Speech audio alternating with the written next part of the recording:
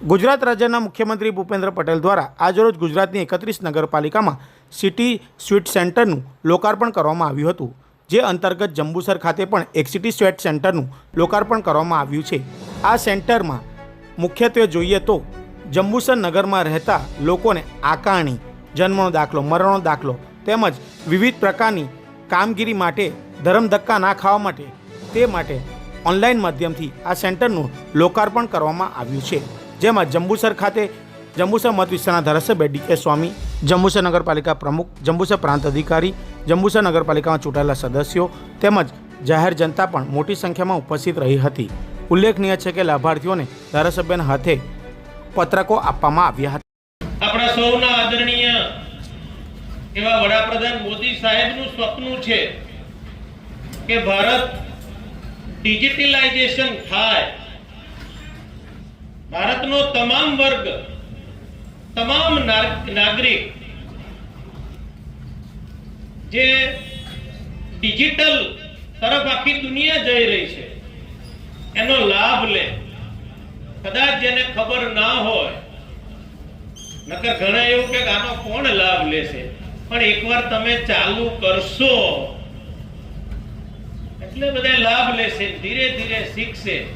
પહેલી વાર મોબાઈલ આવ્યો, મોદી સાહેબે બધું ડિજિટલાઇઝેશન કર્યું, નાના વર્ગને પહેલા એવું હતું કે આ કેવી રીતે આપણે યુઝ કરીશું, પણ અત્યારે હું પાક્કું મારા એક સર્વે પ્રમાણે સૌથી વધારે અત્યારે જો કોઈ ડિજિટલનો ઉપયોગ કરતો હોય ને તો બિચારો નાનો વર્ગ છે, જે નાના લારીવાળા લોકો QR કોડથી એના એકાઉન્ટમાં પૈસા પડે છે। આજે ધીરે ધીરે ચાલુ કર્યું તો ધીરે ધીરે એક દિવસ એવો આવશે કે આખો ભારત દેશ કોઈને નોટની જરૂર નહીં પડે, ફક્ત એના મોબાઈલની અંદર હજારો જેવી એની યથાશક્તિ, ફૂલ નહીં તો ફૂલની પાંખડી પણ એના મોબાઈલમાં હશે। એ તરફ આપણે પ્રયાણ કરી રહ્યા છીએ। જેને આમાં કેવું છે, ઘણા પોઝિટિવ વિચાર, બે વિચાર આવે, એક જેને વિચાર આવે ને એને બે જ વિચાર આવે, એક પોઝિટિવ આવે અને એક નેગેટિવ આવે।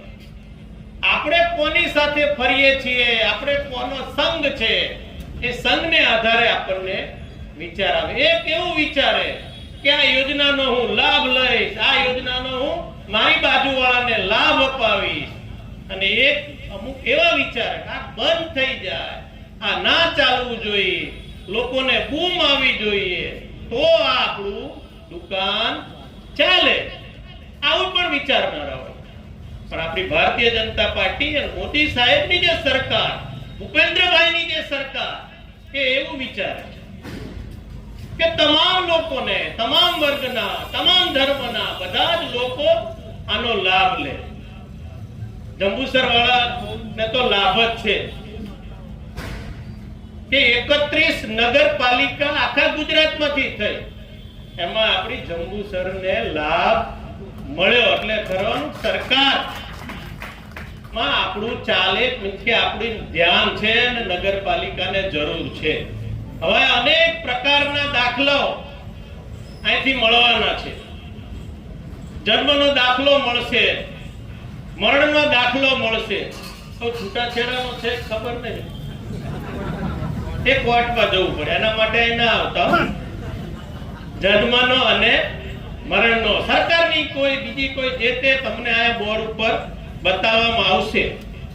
પણ સરસ મજાનું ખુરશી તમે બેસીને બાકડા મૂકવામાં આવ્યા છે, અંદર સરકારે આપણું નાનું ધ્યાન રાખ્યું છે।